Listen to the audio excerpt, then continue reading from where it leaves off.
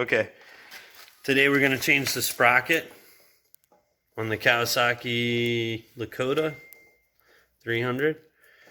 We take the tire off, and then we're going to use this pulley puller that Zane's got.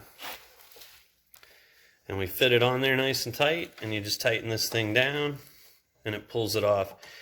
You have to pull this piece off. It separates from the axle here.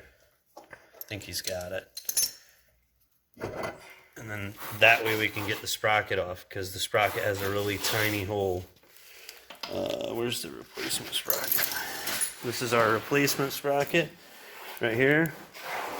We just count the teeth on the old sprocket before you order it. It's a good idea. Make sure you get the same one. And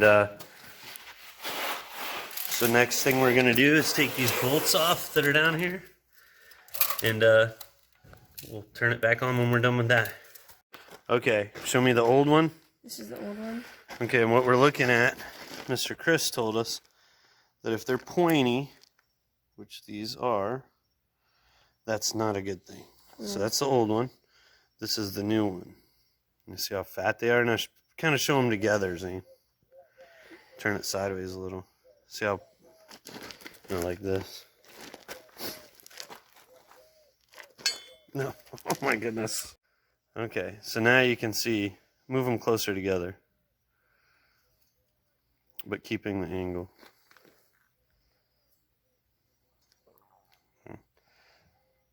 So the new ones are a lot fatter and not as pointy. See how pointy that is? Ow, ow, ow. Oh.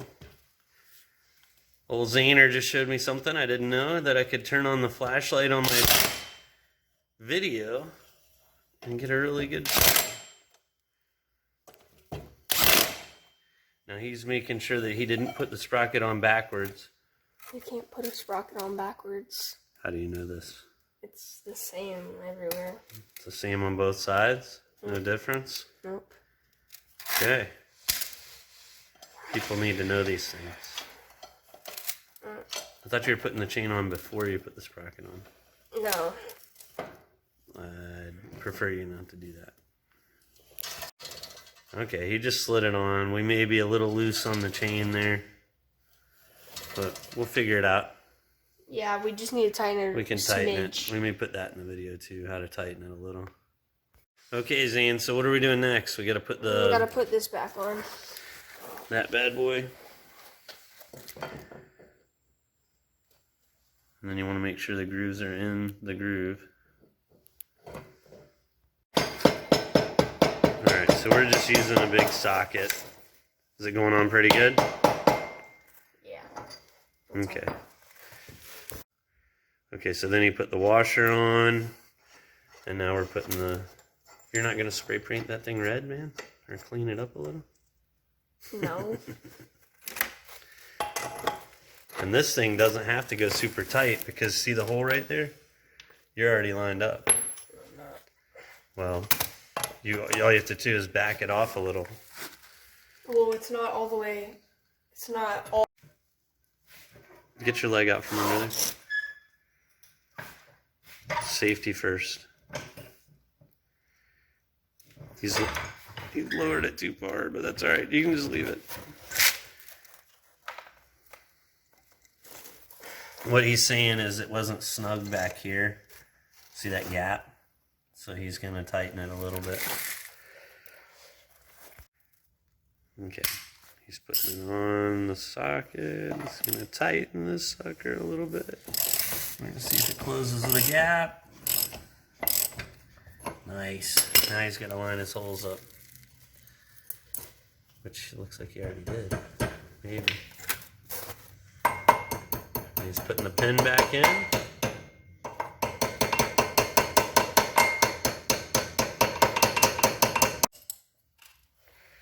Alright, so it appears we went too far.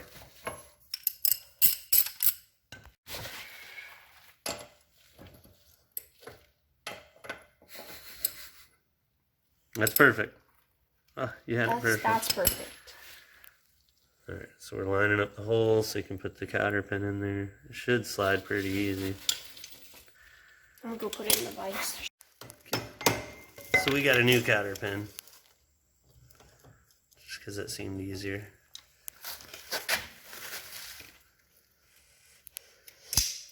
And he's going to spread it out.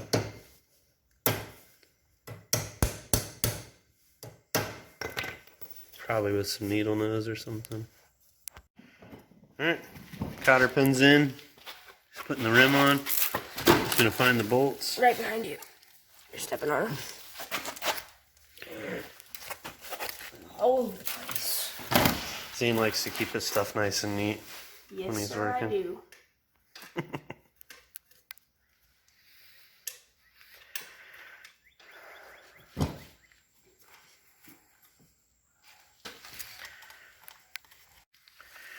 Alright, so the chain super loose.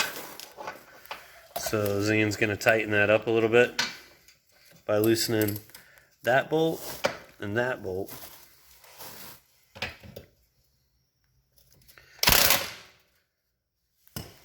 Maybe. Alright, then we have to loosen this bolt.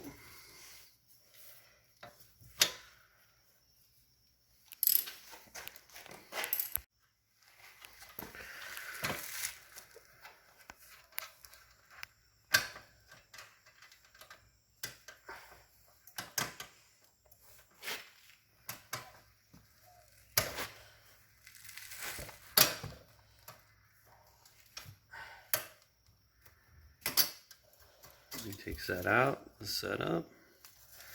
Then you can move the brake out of the way to get to your other bolt.